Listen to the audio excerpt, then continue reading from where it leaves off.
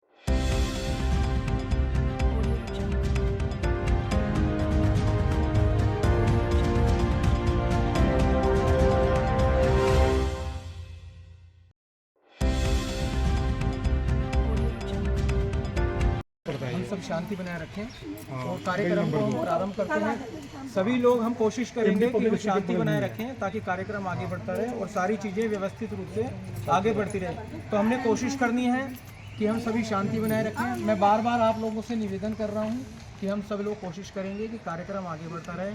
सारे काम हैं, चाहे वो फॉर्म वितरित हो, चाहे फार्म भरे जाने हों, अगर हम शांति रखेंगे तो वो काम आराम से सारे होंगे और नहीं तो व्यवस्था खराब होगी। तो कार्यक्रम की कड़ी में मैं प्रवीण अरोड़ा आपके समक्ष हूँ और सर्वप्रथम आदरणीय श्री संतोष शर्मा जी हैं, आपकी नॉर्थ ईस्ट दिल्ली से प्रत्याशी हैं। तो एक कार्यक्रम के प्रारंभिक अवस्था में हम सभी का जो पदाधिकारी हैं, जो प्रमुख विशेष जीवन है आपके क्षेत्र में, आदरणीय प्रार्थना अवस्थी जी, आदरणीय वंदना जी के सहयोग से हम सब आपसे मिले हैं। तो इस क्रम में मैं स्वयं मंच को संभालते हुए और स्वागत करूंगा आदरणीय श्री संतोष शर्मा जी का, जो यहाँ पर आए हैं।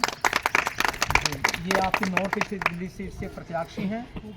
आप सभी इनको विजयी बनाएं ताकि आपकी जन समस्याओं का ये समाधान कर सकें और किसी भी प्रकार की कोई भी समस्या हो, आदरणीय श्री संतोष शर्मा जी हैं सदा बने रहेंगे। तो आदरणीय श्री संतोष शर्मा जी सभी का स्वागत करेंगे। हालांकि संतोष शर्मा जी का सबको स्वागत करना चाहिए, पर ये पूर्ण सिपाही हैं, ज़मीन से जुड़े हुए हैं। तो मैं चाहूँगा आदरणीय श्री संतोष शर्मा जी सर्वप्रथम सुमन बर्नवाल जी हैं, जो आपकी पश्चिमी दिल्ली सीट से लोकसभा की प्रत्याशी हैं, चांदनी चौक सीट की क्षमा चाहूँगा प्रत्याशी हैं, आपके क्षेत्र में आई हैं। अपनी सीट पर न होते हुए आपकी सीट पर आकर आपको बल देने के लिए प्रस्तुत हुई हैं। तो आदरणीय श्री संतोष शर्मा जी सुमन बर्नवाल जी का स्वागत करेंगे। और इसी क्रम में आदरणीय वंदना जी हैं, जो आपके क्षेत्र का प्रतिनिधित्व कर रही हैं और इनके माध्यम से ही हम यहाँ पर उपस्थित हैं। किसी भी प्रकार की कोई भी समस्या होगी, आदरणीय वंदना जी आपके क्षेत्र में वंदना जी आपके क्षेत्र में उपस्थित हैं। आप इनसे जो भी कार्य कहेंगे वो कार्य हम पूरा करेंगे, ऐसा हम आप सबको विश्वास दिलाना चाहेंगे। तो आदरणीय सुमन बर्नवाल जी, आदरणीय वंदना जी का स्वागत करेंगी, और इसी जी का जो वंदना जी की छोटी बहन जी हैं, और इनके माध्यम से ही हम इस क्षेत्र में उपस्थित हैं। तो मैं चाहूँगा प्रार्थना अवस्थी जी का स्वागत करेंगे, और हमारे मीडिया के प्रभारी हैं आदरणीय हिमांशु शर्मा जी, आदरणीय संतोष शर्मा जी, हिमांशु जी का स्वागत करेंगे।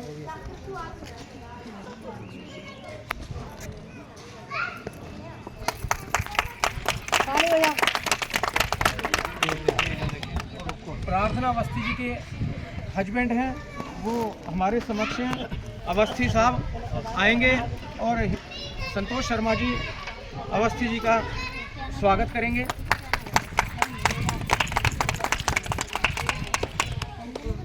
और आप सभी क्षेत्र के निवासी हैं, हम सबका हार्दिक अभिनंदन करते हैं और इस कार्यक्रम की कड़ी को आगे बढ़ाते हैं। आप सभी अपना अपना स्थान लें।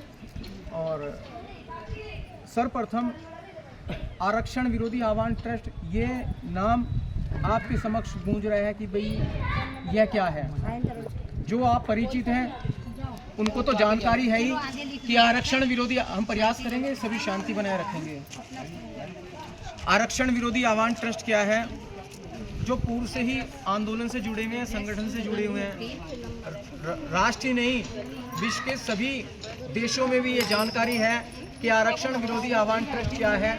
आरक्षण विरोधी आह्वान ट्रस्ट भारत राष्ट्र का वह संगठन, वह परिवार, वह एक परिवार का एक सदस्य है, एक सांझी छत है जो भारत राष्ट्र में जितने भी धर्म हैं, विशेषकर भारत राष्ट्र में हम रहते हैं तो विशेषकर भारत राष्ट्र की बात करूंगा, जितने भी धर्म हैं, जातियां हैं, उन सबका परिवार है।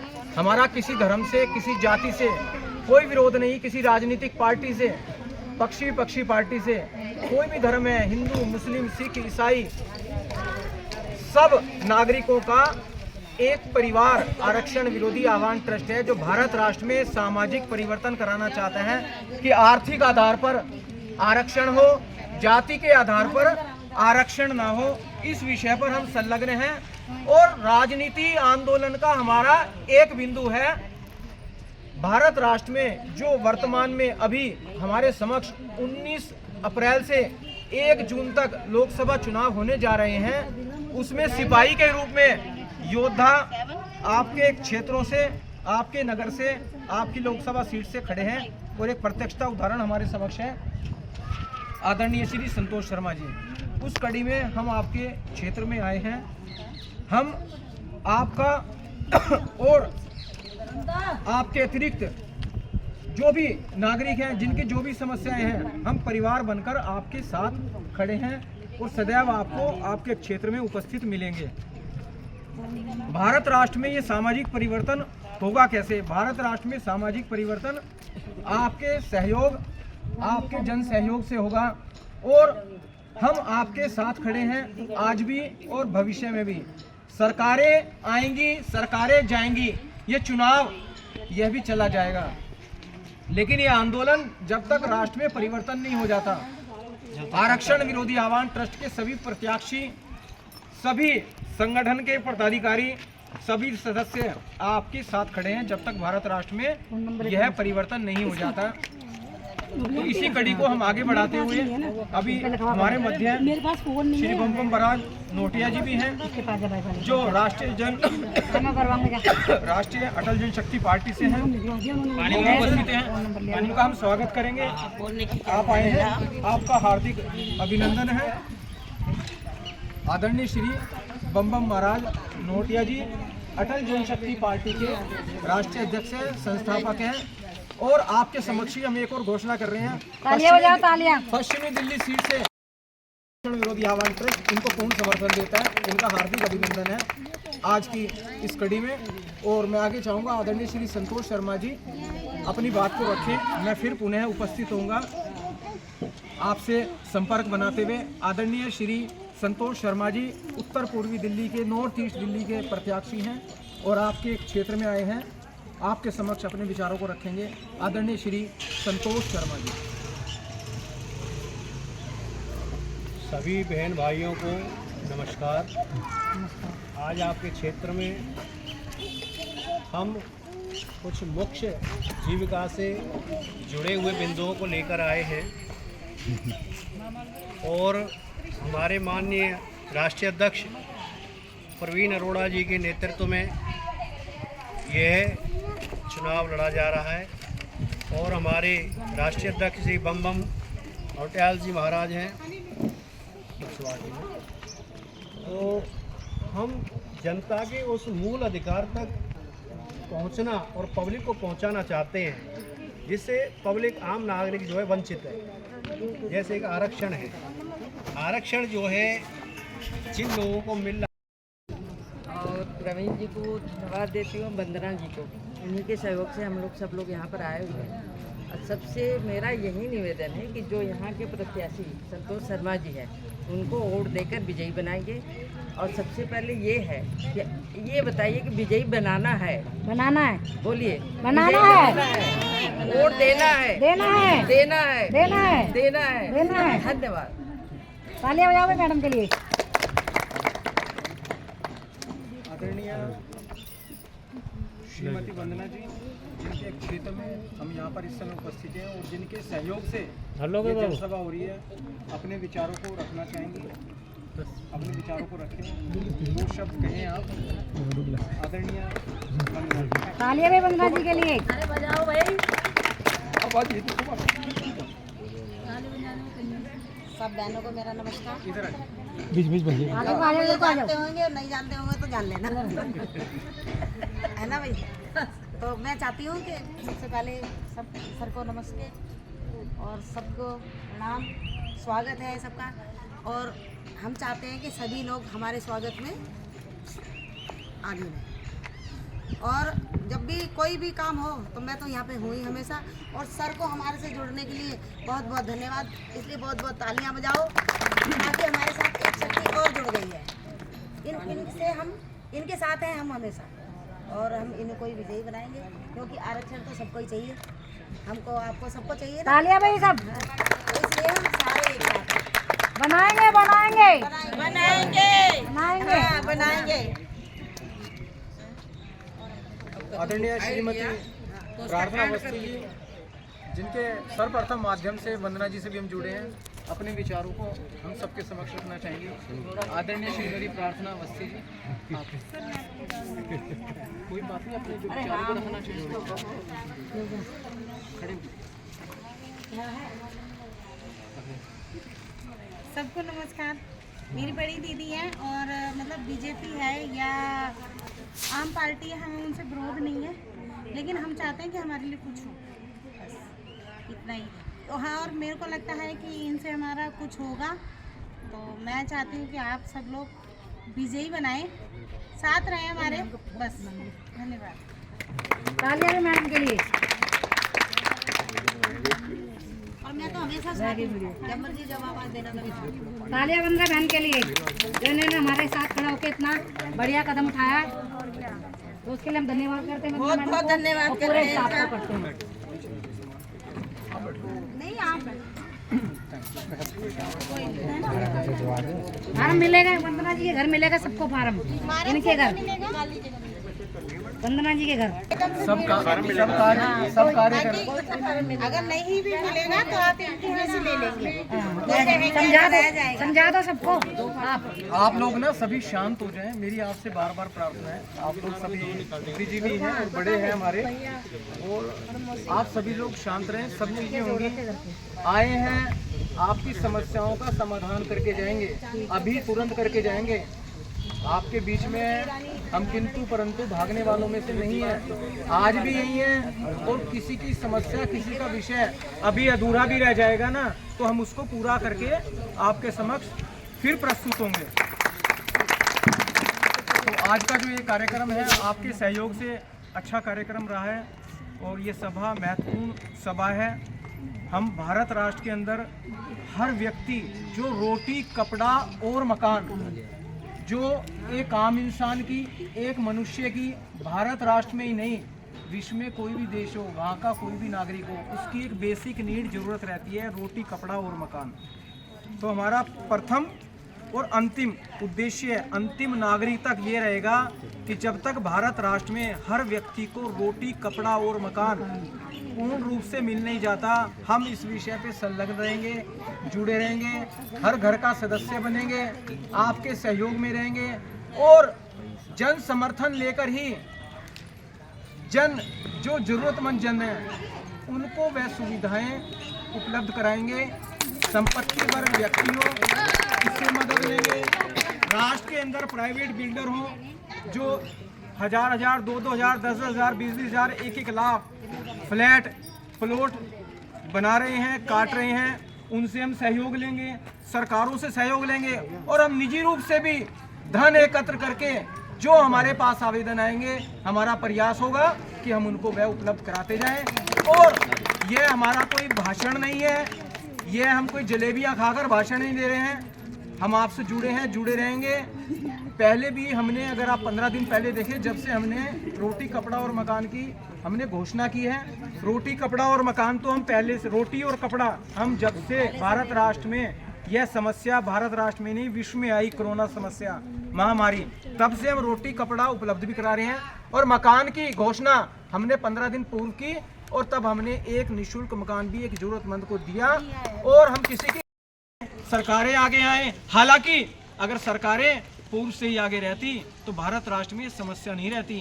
कहाँ हम विकसित राष्ट्र का नारा दे रहे हैं, विकसित राष्ट्र का नारा हम 2023 से देने लगे हैं। विकसित राष्ट्र तो हमारा 100 गुना विकसित राष्ट्र पहले हो जाना चाहिए था। हर घर में, चाहे वो शिक्षा का क्षेत्र हो, चाहे स्वास्थ्य का क्षेत्र हो या ट्रांसपोर्ट की सेवाएं हो, जो विकसित राष्ट्र में हर नागरिक को सेवाएं उपलब्ध होती हैं, वो सबसे ही उपलब्ध पूर्व में हो जानी चाहिए थी। और आगामी समय में विकसित राष्ट्र होगा तो ये सब सुख सुविधाएं भारत राष्ट्र के हर नागरिक को मिलेंगी। पर यह विकसित राष्ट्र होगा कैसे? क्या जातिगत आरक्षण के आधार पर विकसित होगा? विकसित राष्ट्र होगा आर्थिक आधार पर आरक्षण करके। जो भारत राष्ट्र में आज़ादी के पश्चात सबसे बड़ा जन आंदोलन चल रहा है, जिसके निमित्त हम आपसे जुड़े हैं, और ये राजनीति हमारा एक बिंदु है आंदोलन का, जिसके निमित्त भारत राष्ट्र में 543 सीट पर प्रत्याशी खड़े हैं। उदाहरण स्वरूप आपके समक्ष आदरणीय श्री संतोष शर्मा जी, जो आपकी नॉर्थ ईस्ट दिल्ली सीट से आते हैं, ये प्रत्याशी के रूप में खड़े हुए हैं। इसी प्रकार भारत राष्ट्र की 543 सीट पर प्रत्याशी उपस्थित हैं और 5000 अगर सीट भी होंगी तो भारत राष्ट्र में योद्धा उपस्थित हैं।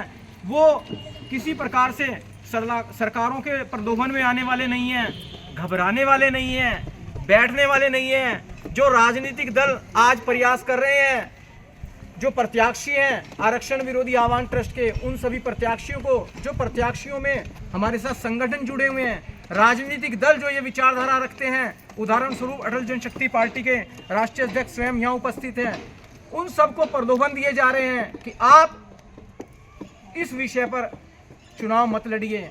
उनको प्रलोभन देकर, धमकाकर बैठाया जा रहा है, कोशिश की जा रही है। हम उन कच्चे जनप्रतिनिधियों की बात नहीं करते, वो योद्धा ही नहीं है जो प्रलोभन में आ जाएं। योद्धा तो ऐसे आपके समक्ष जो भारत राष्ट्र में श्री संतोष शर्मा जी यहाँ पर उपस्थित हैं, डटे हुए हैं, कोई घबराने वाले किसी सरकारों से नहीं है। हमारे प्रत्याशी आपके सहयोग से, आपके समर्थन से, आपके बल से विजयी होंगे और आप अधिक से अधिक जनसंख्या में, अधिक से अधिक संख्या में वोट देकर इनको विजयी बनाएंगे, ऐसी हम आशावादी सोच रखते हैं। क्योंकि यह वोट देश को जोड़ेगा, यह वोट देश को ऊंचाई तक ले जाएगा। आपका ये वोट भारत राष्ट्र को सर्वोच्चता में ले जाएगा। आपका यह वोट जो नागरिकों को बांटे हुए हैं उनको जोड़ेगा। राष्ट्र के अंदर एक जातिगत आरक्षण रूपी दीवार आपके समक्ष खड़ी कर दी गई है, इसको हटाना है। राष्ट्र के नागरिक आप लोग बंटना नहीं चाहते हैं, पर ऊंची जाति, नीची जाति, SC, ST, OBC, जर्नल, 21वीं सदी 2024 विश्व में इनका कोई स्थान है?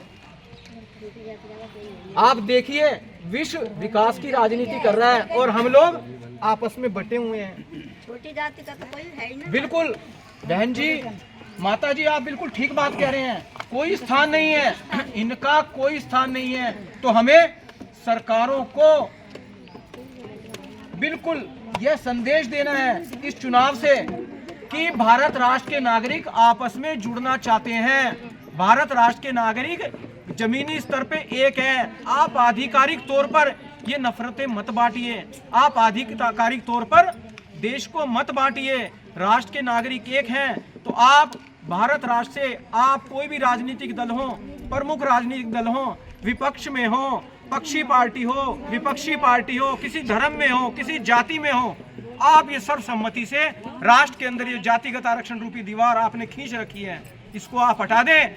अन्यथा सरकारें सुन लें, हम ये जातिगत आरक्षण रूपी दीवार को हटा देंगे और आने वाला समय इसका परिचायक होगा। मैं ये बात राष्ट्र के नागरिकों के बल से, सहयोग से, विचारधारा से कह रहा हूँ कि भारत राष्ट्र में जातिगत आरक्षण नहीं चलेगा, नहीं चलेगा, नहीं चलेगा। भारत राष्ट्र में जातिगत आरक्षण नहीं चलेगा, भारत राष्ट्र में जातिगत आरक्षण नहीं चलेगा, नहीं चलेगा। जो भारत राष्ट्र में आर्थिक आधार पर आरक्षण की बात करेगा, राष्ट्र के अंदर वही राज करेगा।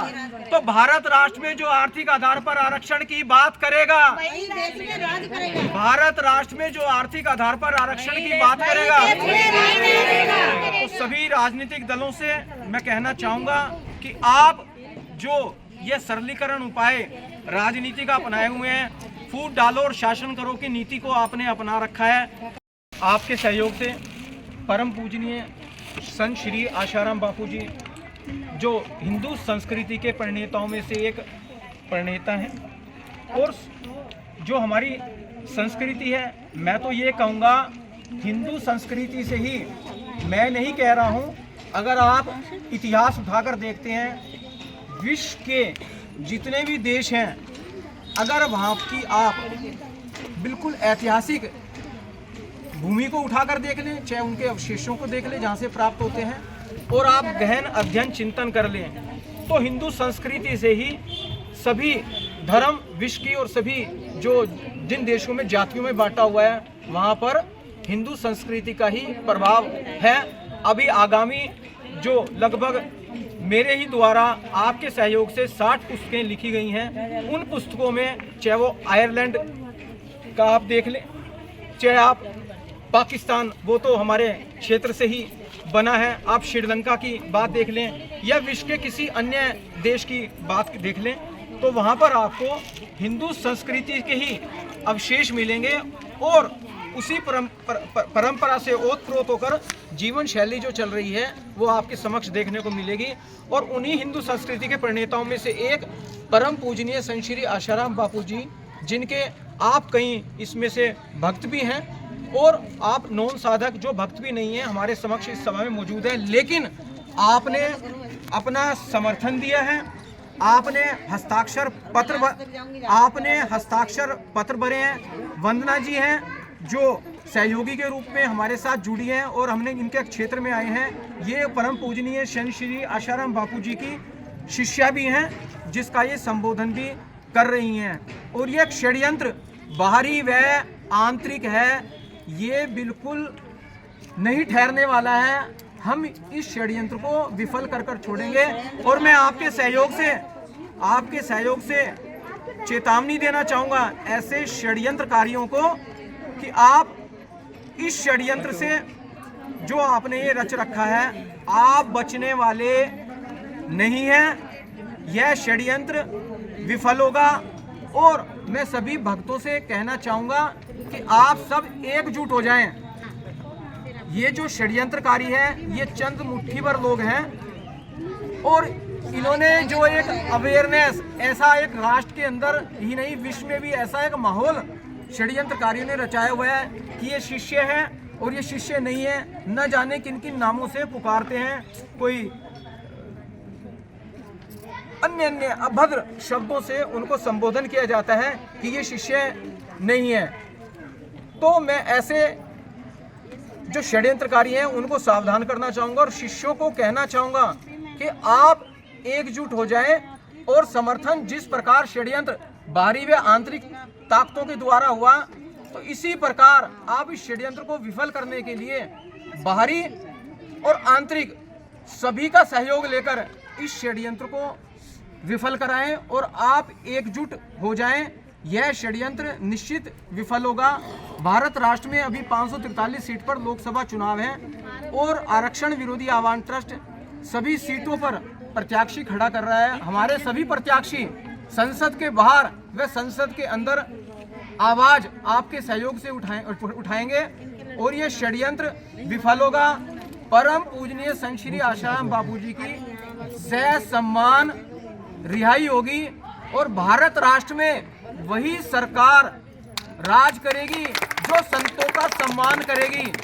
भारत राष्ट्र में वही सरकार राज करेगी जो संतों का सम्मान करेगी। तो भारत राष्ट्र में जो भी राजनीतिक पार्टी परम पूजनीय संत श्री आशाराम बापूजी की जो भी प्रत्याशी, चाहे वह किसी भी राजनीतिक पार्टी का हो, किसी भी संगठन का हो, निजी व्यक्ति हो, जो परम पूजनीय संत श्री आशाराम बापूजी की सम्मान सहित रिहाई की बात नहीं करेगा, उसको कोई वोट नहीं पड़ेगा। उसी राजनीतिक पार्टी को, उसी प्रत्याशी को वोट पड़ेगा जो परम पूजनीय संत श्री आशाराम बापूजी की सम्मान सहित रिहाई की आवाज उठाएगा। और उदाहरण स्वरूप आपके सहयोग से अभी श्री संतोष शर्मा जी आपकी नॉर्थ ईस्ट सीट से खड़े हुए हैं। ये परम पूजनीय संत श्री आशाराम बापूजी की सम्मान सहित रिहाई हेतु आज इन्होंने अपने हाथों से फार्म भी भरवाए हैं और इस सभा में भी मौजूद हैं। तो मैं चाहूँगा परम पूजनीय संत श्री आशाराम बापूजी की सम्मान सहित रिहाई हेतु श्री संतोष शर्मा जी आपके सामने अपने विचार को रखें। आदरणीय श्री संतोष शर्मा जी।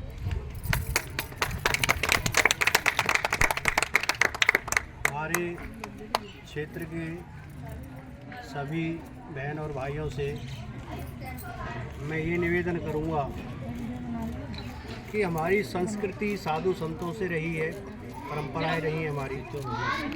तो साधु संतों का सम्मान तो जाति से ऊपर होता है, जाति नहीं होती साधु संत की। तो संतों के साथ अन्यायपूर्वक कोई भी षड्यंत्र होता है तो हमारी संस्कृति को जो है क्षति पहुंचती है।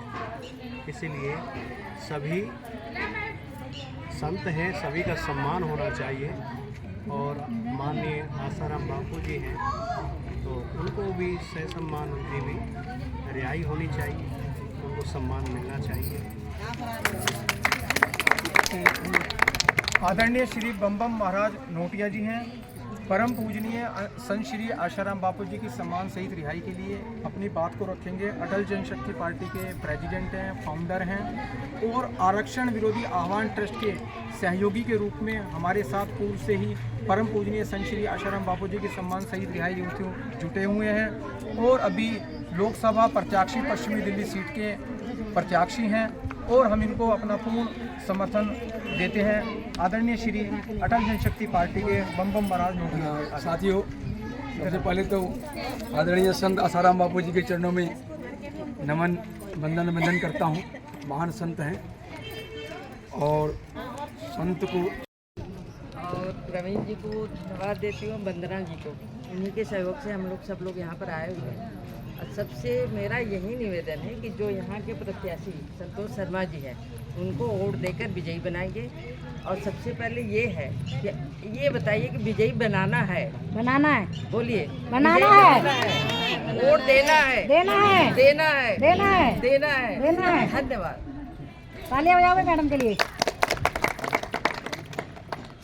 आदरणीय श्रीमती वंदना जी, जिनके क्षेत्र में हम यहाँ पर इस समय उपस्थित हैं और जिनके सहयोग से ये जनसभा हो रही है, अपने विचारों को रखना चाहेंगे।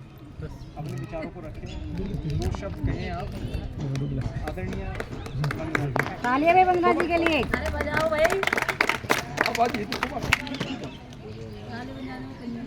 सब बहनों को मेरा नमस्कार। इधर आप जानते होंगे और नहीं जानते होंगे तो जान लेना है ना भाई।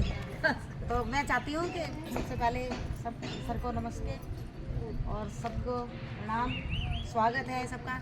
और हम चाहते हैं कि सभी लोग हमारे स्वागत में आगे रहें और जब भी कोई भी काम हो तो मैं तो यहाँ पे हूँ ही हमेशा। और सर को हमारे से जुड़ने के लिए बहुत बहुत धन्यवाद। इसलिए बहुत बहुत तालियां बजाओ ताकि हमारे साथ एक शक्ति और जुड़ गई है। इनसे हम इनके साथ हैं हम हमेशा और हम इन्हें कोई विजयी बनाएंगे क्योंकि आरक्षण तो सबको ही चाहिए, हमको आपको सबको चाहिए ना। तालियां भाई सब। तो इसलिए हम सारे एक साथ हैं। बनाएंगे बनाएंगे बनाएंगे बनाएंगे हाँ, बनाएंगे। आदरणीय श्रीमती प्रार्थना अवस्थी जी, जिनके सर्वप्रथम माध्यम से वंदना जी से भी हम जुड़े हैं, अपने विचारों को हम सबके समक्ष रखना चाहेंगे। आदरणीय श्रीमती प्रार्थना अवस्थी जी, आप कोई बात नहीं, अपने जो विचारों को रखना चाहिए। खड़े हो। सबको नमस्कार।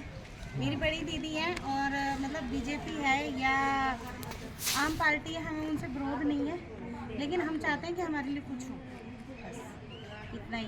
तो हाँ, और मेरे को लगता है कि इनसे हमारा कुछ होगा, तो मैं चाहती हूँ कि आप सब लोग विजयी बनाएं, साथ रहें हमारे, बस। धन्यवाद। तालियां भी मैडम के लिए। और मैं तो हमेशा साथ हूँ, जब मर्जी जब आवाज देना मैं।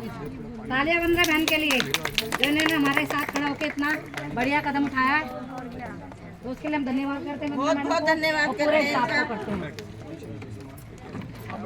नहीं आप